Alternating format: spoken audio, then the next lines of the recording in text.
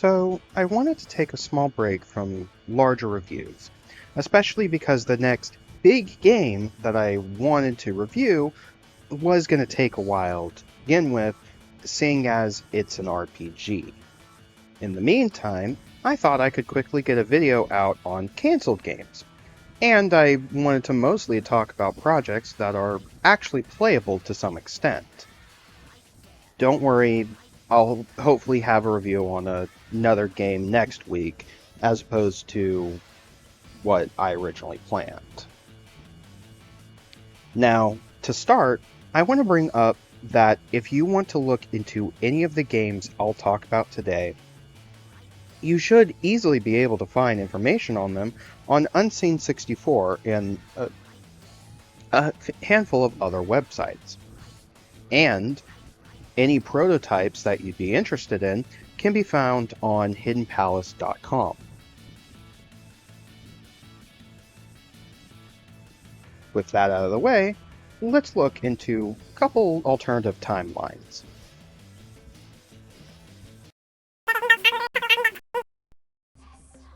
So, to be fair, we technically got Dinosaur Planet, but we got it as an entirely different game, Star Fox Adventures.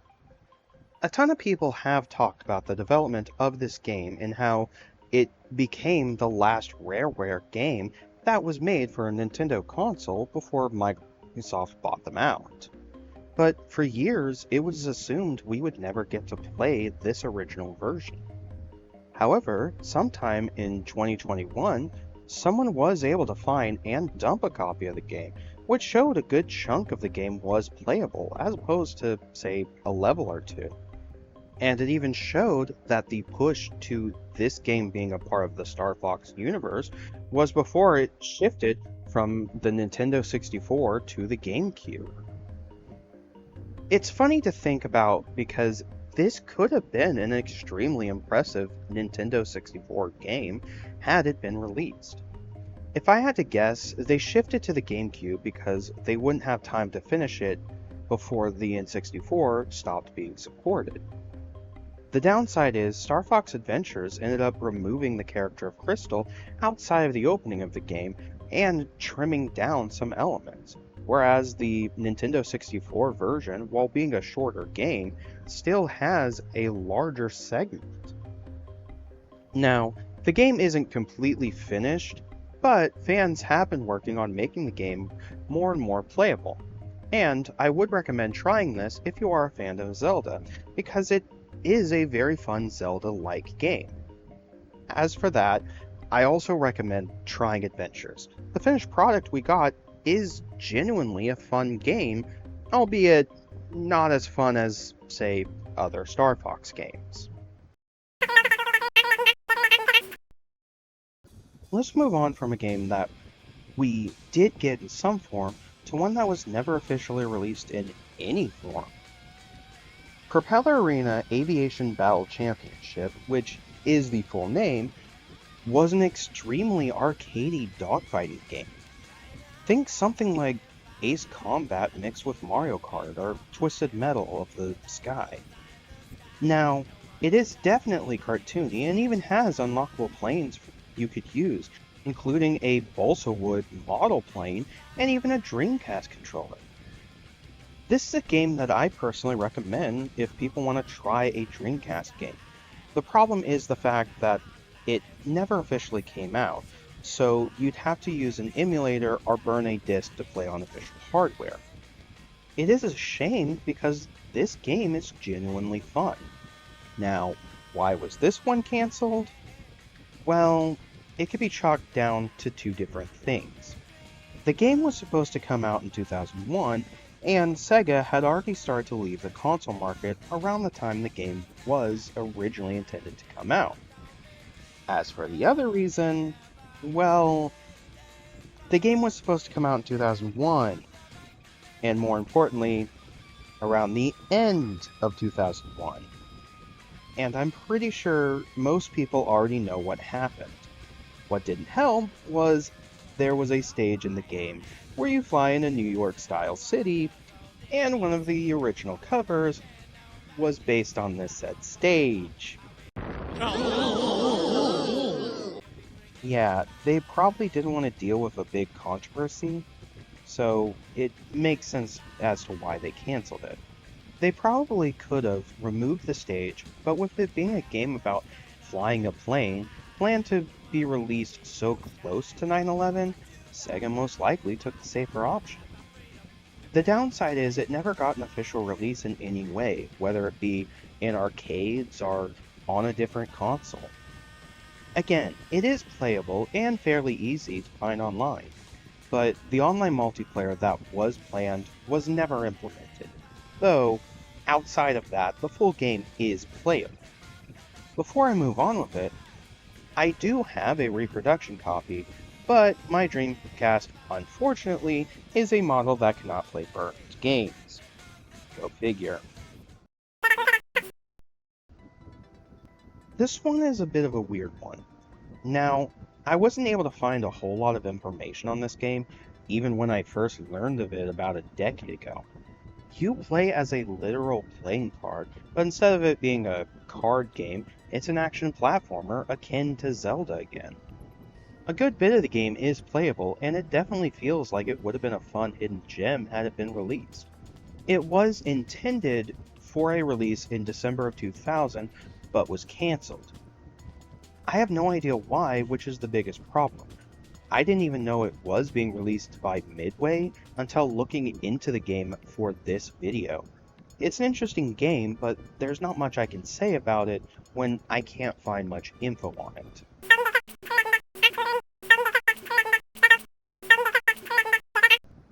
Would you believe that there are 3 separate canceled games, all called Sonic X-treme? And I want to do these in reverse chronological order. First off, the GBA game, which this would have actually been based on Sonic Riders. In fact, X-treme was an early title for Riders, before they switched it. This was a planned Game Boy Advance port of the game, and was inspired by Outrun. Backbone Entertainment made a demo to show Sega, but they wanted the game to have more 3D elements.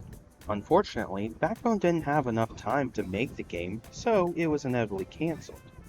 Unfortunately, the only thing we have of the game is a mock-up of the title screen and a single sprite of a waving checkered flag. The Xbox version predates Sonic Riders by a few years, and has been rumored to actually have inspired Riders. Created by Visionscape, this was a demo for a hoverboard racing game, and it was clearly inspired by the Tony Hawk games. Funnily enough, this demo was morphed into tech demos for other franchises such as Rocket Power and Tech Deck. In fact, Visionscape, the company that made this demo, even made a Tech Deck game for PC, and the Tech Deck game that this turned into was supposed to be an Xbox port. Sadly, none of these demos were turned into full games, and all we have is, as far as I know, just the Sonic one. I don't have an Xbox, so most of the footage you're seeing is from another source. Now, the Sega Saturn game is probably one of the most well-known cancelled games, not just of Sonic, but of all time. The game itself started development on the 32X, as it was intended to have characters from the SatAM series and be this big transition into sort of 3D. But damn, this game just did not want to come out. I don't want to go too far into detail, as I could easily make a full video just on this one game. I do, however, recommend watching Matt McMuscle's What Happened video on the game for full details, and it is fascinating. Before I move on, I do want to mention that we also would have gotten a movie to tie into this game, which was called Sonic Wonders of the World. In fact, it was originally going to be the first Sonic movie. Of course, because the game didn't come out, the movie also got cancelled. But, much like with Sonic X-treme prototypes, we did get a story treatment for what this movie would have been. And man, is it crazy.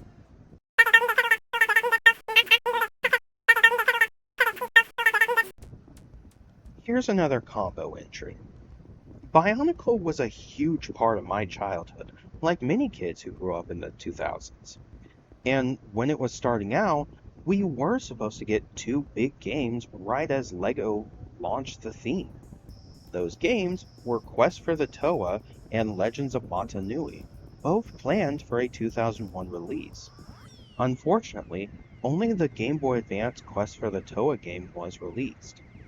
Side note, but the GBA game currently is referred to as LEGO Bionicle, but it went under the working titles Tales of the Tohunga, which quickly got changed because of a lawsuit from the Polynesian people, and Quest for the Toa.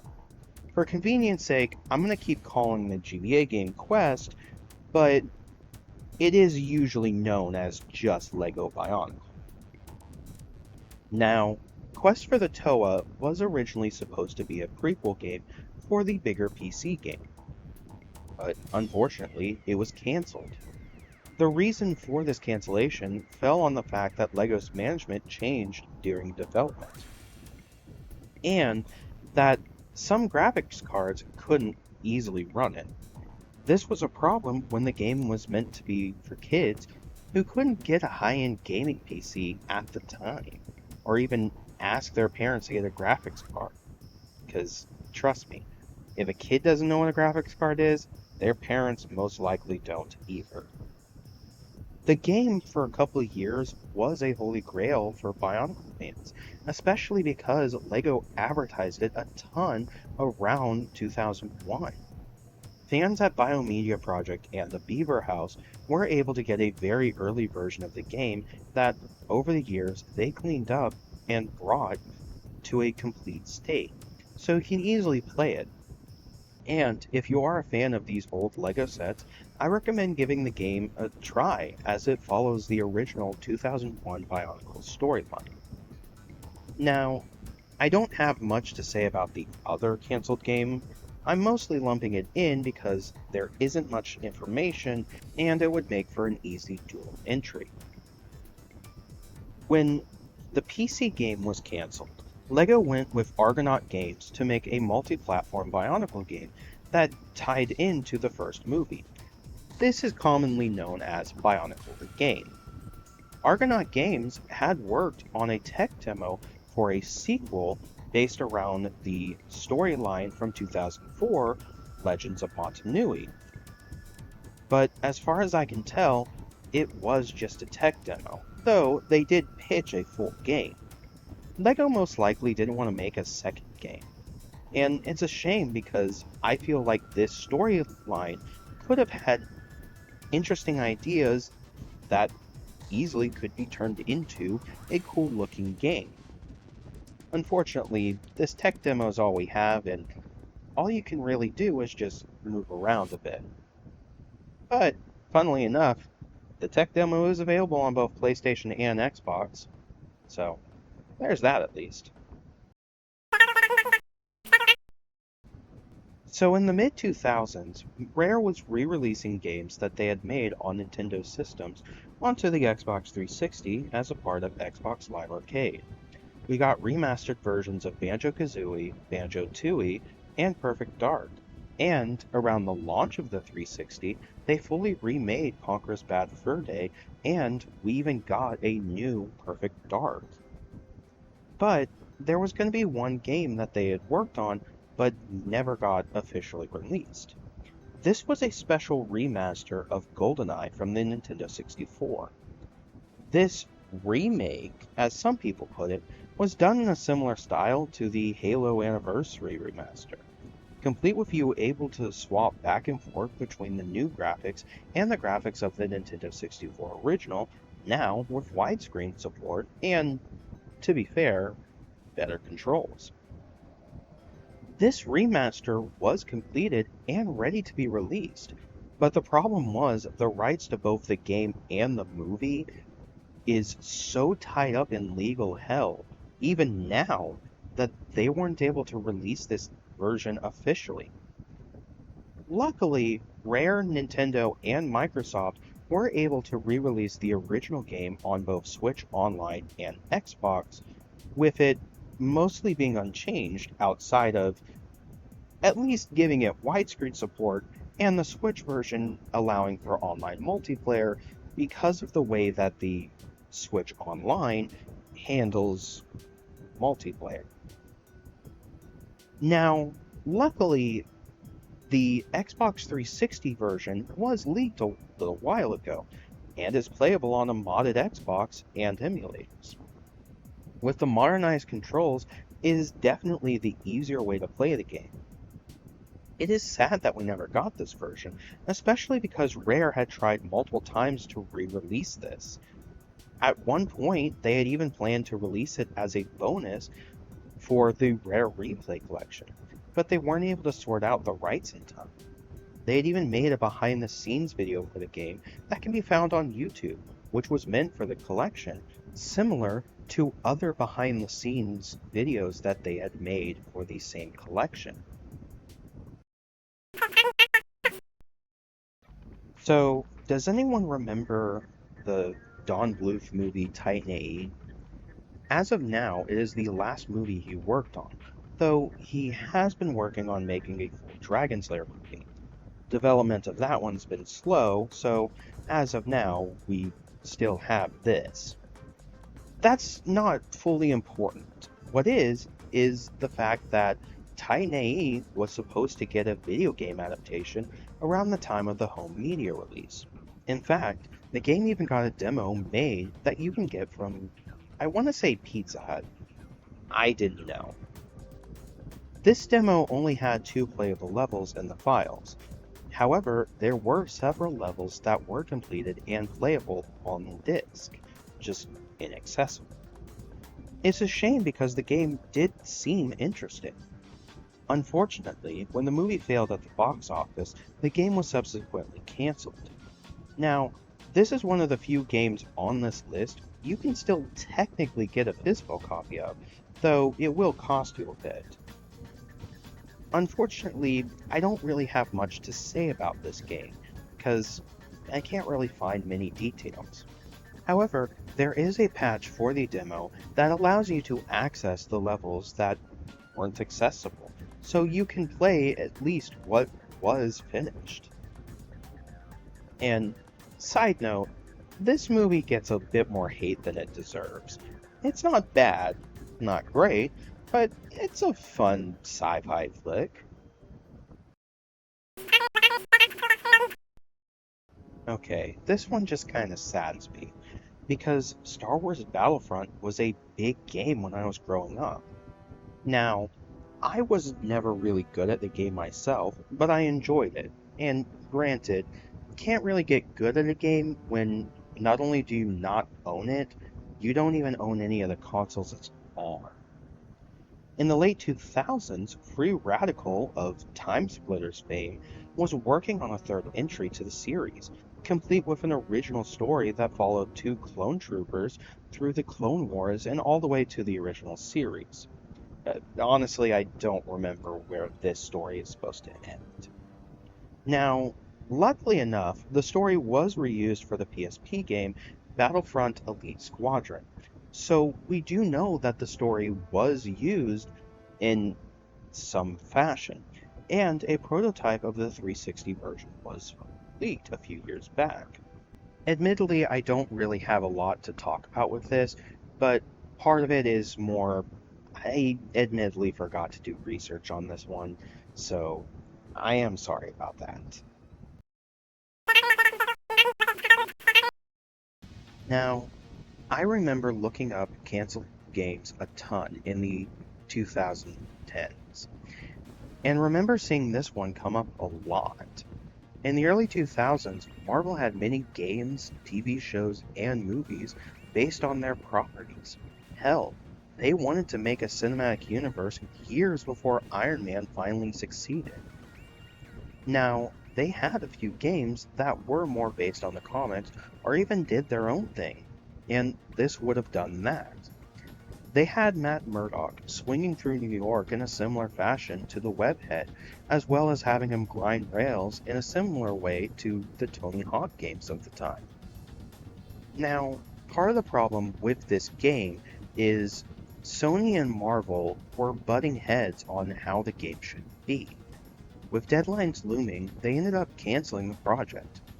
Last year, we actually did finally get a prototype so we can see what this game could have played like, and I feel like had it come out, it could have been considered on par with some of the other Marvel games from the 2000s, like the Spider-Man solo games and the Punisher game.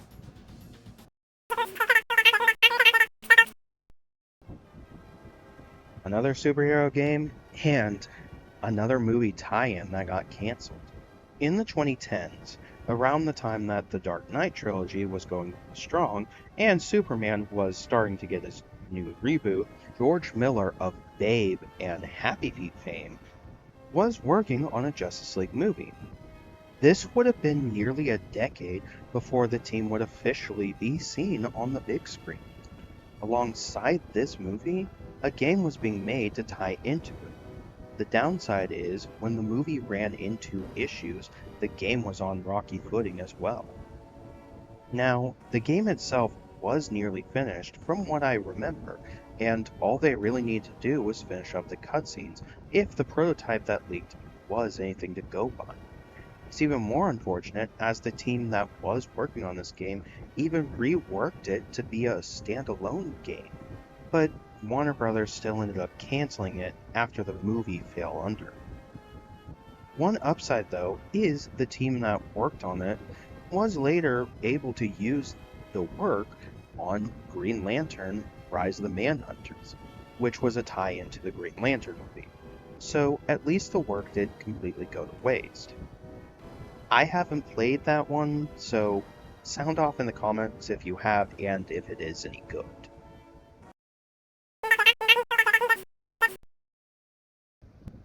I'm going to end this video off with a game cancellation that still saddens me. And unfortunately, this is one where we don't have a prototype or anything playable at the time of recording. Mega Man Legends was a small sub-series in the Mega Man franchise. All three games came out on the PlayStation 1, though they ended off in a cliffhanger. In 2010, Capcom announced that they would be reviving the series on the 3DS, and that fans would have a say in what was added to the game. Granted, the game itself wasn't really announced, but a demo version that would have been like the Episode 1 demo for Mega Man Legends 2 that was included with the Misadventures of John Bond game. I think this game and its cancellation got me to play the original on a modded PSP when I learned of it, and it does hurt knowing that the series ends in a cliffhanger. Hopefully with Capcom making all of these Mega Man collections, we can eventually see a Legends collection, even if we never see Legends 3. Hell, there aren't really as many games as, say, Mega Man Battle Network for Capcom to worry about, so they could easily throw all three games and maybe even throw in the PSP versions that were Japanese exclusive in as a bonus. They might even add, say, the Mega Man Kart Racer and Mega Man and Base, which, yes, do exist. I mean, a man can dream, can't he? And I think I'm going to leave it there with those 11 games for now. I can easily do this topic again with many more games, but I want to get back to the next game I want to review. Though, I might take a small detour before I get to Rogue War. I guess before I move on to Paper Mario, there is one game I could do. That's a bit of a surprise. So, I'll see you guys then.